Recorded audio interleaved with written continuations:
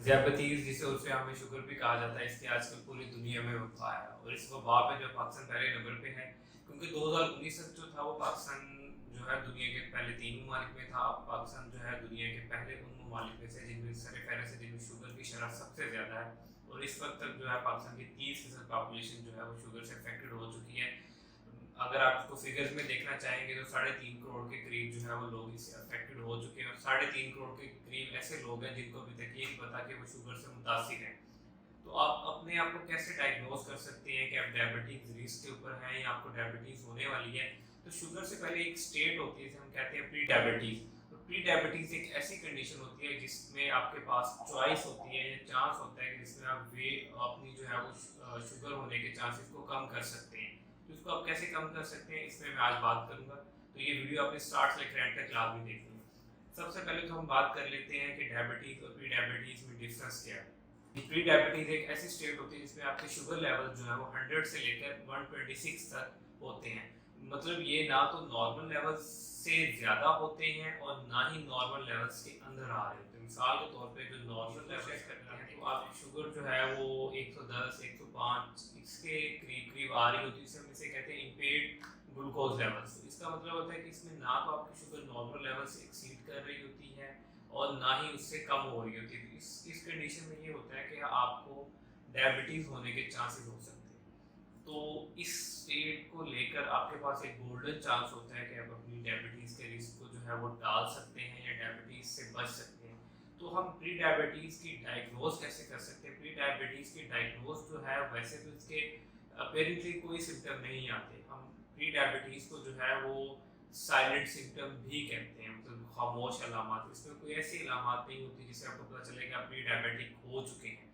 तो pre diabetes को जो है एवेलुएट करने के लिए कुछ फैक्टर्स होते हैं जो मैं आपसे डिस्कस कर लेता हूँ। फर्स्ट ऑफ ऑल, अगर आपकी फैमिली में आपके पेरेंट्स या किसी को पेरेंट्स में से किसी एक को डायबिटीज़ है और आपके 35 साल से ज़्यादा है तो आप पे 40 to 60% चांसेस हैं कि आने वाले चंद सालों में आपको डायबिटीज़ हो सकती है। इसलिए अगर आपके पेरेंट में किसी एक को भी शुगर है तो आप 30 साल की एज के बाद अपना प्री डायबिटीज़ का टेस्ट लाजमी करवाएं। इसके बाद जो दूसरा इंपॉर्टेंट फैक्टर है वो है मोटापा। अगर आप ओबीस हैं और आपकी जो ओबेसिटी है वो सेकंड ग्रेड पे, मतलब आपका वेट नॉर्मल वेट से 15 से 20% ज़्यादा है, तो इसमें चांसेस हैं कि इंसुलिन रेजिस्टेंस की वजह से जो है वो आपको प्री डायबिटिक स्टेट में आ सकते हैं। इसके बाद जो तीसरा हमारे पास इंपॉर्टेंट फैक्टर है उसमें हमारे पास फीमेल्स की एक कैटेगरीज तो आ जाती है, जिसमें फीमेल में जो है कुछ दो तरह की चीज़ें आ जाती हैं। अगर वो पीसीओएस की वो पेशेंट है या उनकी माहवारी के कोई इश्यूज उनको चल रहे हैं तो उसमें चांसेस होता है कि वो प्री डायबिटिक स्टेट में हो सकती हैं या आने वाले चंद सालों में डायबिटीज़ में जा सकती हैं। इसलिए जिनको पीसीओएस की जिनकी हिस्ट्री हो तो उनको अपना जो है वो प्री डायबिटिक टेस्ट लाजमी करवाना चाहिए। इसके बाद जो तीसरा है वो फीमेल जिनको प्रेगनेंसी में गेस्टेशनल डायबिटीज़ हो चुकी है और उनकी एज 35 साल से ज़्यादा, तो उनको भी अपना प्री डायबिटीज़ का टेस्ट लाजमी करवाना चाहिए।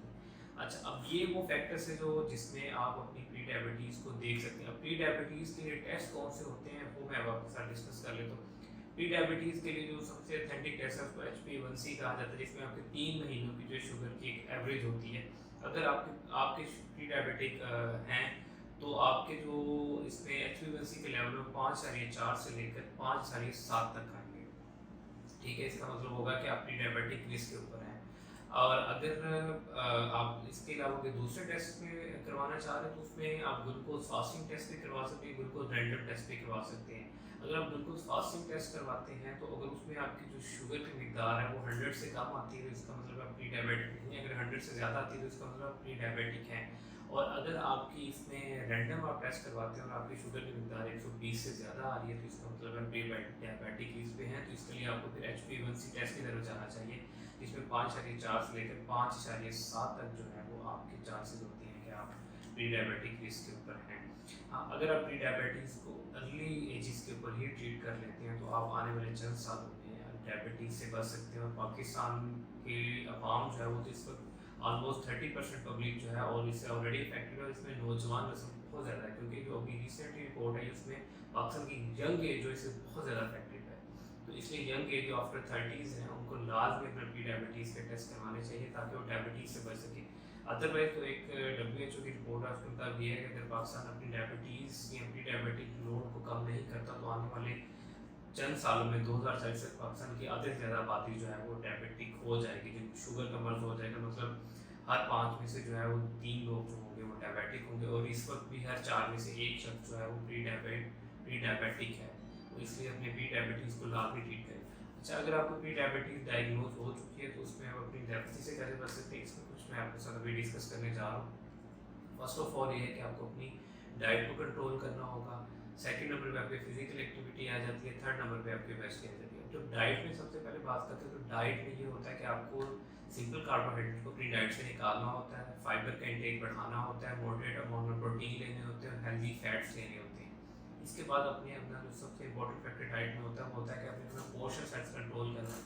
मिसाल के तौर पे अगर आप जहाँ पूरे दिन में 4 रोटियाँ खा रहे हैं तो वहाँ आपको अपनी रोटी की क्वांटिटी को 3 करना होगा। जहाँ आप बगैर सैलेड के खाना खाने के बाद को वहाँ एक अच्छी अमाउंट में सैलेड ऐड करना होगा, ताकि आपका फाइबर इंटेक भी बढ़े और आपकी माइक्रोन्यूट्रिएंट की डेफिशिएंसी भी पूरी हो।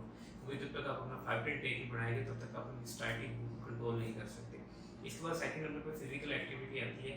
जो अमेरिकन डायबिटिक एसोसिएशन है वो तो ये रिकमेंड करती है कि डेली आपको 30 मिनट जो है वो लाजमी वॉक करनी चाहिए। अगर आप डेली ब्रिस्क वॉक नहीं करते 30 मिनट तो आप डायबिटिक रिस्क से बाहर नहीं आ सकते, क्योंकि इस वक्त डायबिटीज़ होने की मेन रीज़न ही सैर पसंद है। क्योंकि हमारे जो पहले अब्बाओ अजाद थे वो बहुत ज़्यादा काम करते थे और एक्टिव रहते थे। मिसाल के तौर पर वो पैदल चलने को ज़्यादा तरजीह देते थे, लेकिन आजकल क्या है कि अगर आपने घर से कहीं लेने भी जाना तो आप अपनी बाइक का इस्तेमाल करते हैं, और इतनी ज़्यादा सैर पसंदी की वजह से डायबिटीज़, फैटी लीवर और ओबेसिटी की तरफ बढ़ रहे हैं।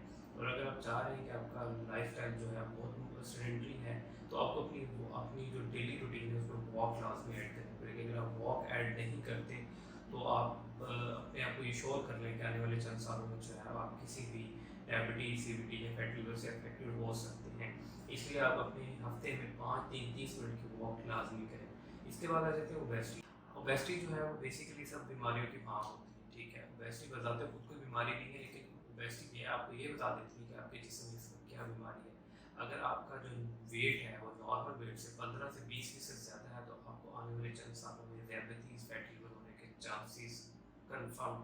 इसलिए अपना वेट जो है उसको कम करें। जब तक आप अपना वजन ही कम करेंगे तब तक आप डायबिटीज़ रिस्क से नहीं निकल सकते। पाकिस्तान में हर उस शख्स को जिसकी एज 30 साल से ऊपर है उसको अपना डायबिटीज़ का टेस्ट लाजमी करवाना चाहिए। अगर उसके पेरेंट्स को डायबिटीज़ है तो फिर भी उसको करवाना चाहिए, और अगर नहीं है तब भी। और उन फीमेल्स को जैसे मैंने पहले बता दिया PCOS है या गैस्ट्रेशन डायबिटीज़ है उनको भी अपना प्री डायबिटिक टेस्ट करवाना चाहिए। इसमें HbA1c आप किसी भी लैब के पास जाके अपना करवा सकते हो। अपनी नॉर्मल रेंजेस देखें, उसके बाद अपने लाइफस्टाइल में चेंजेस देखें। जैसे मैंने आपको बताया कि डाइट को इम्प्रूव करें, फिजिकल एक्टिविटी को ऐड करें, ओबेसिटी को कंट्रोल करें, स्ट्रेस लेवल्स को मेंटेन करें, तब ही आप इस वबा से बच सकते हैं। ये पूरी दुनिया में तो फैल चुकी है और पाकिस्तान ऑलरेडी इसमें पहले नंबर पे है। उम्मीद करता हूँ जितनी इन्फॉर्मेशन मैंने इसमें यहाँ शेयर किया आपके लिए फायदेमंद साबित होगी। मेरा चैनल लाइक, शेयर और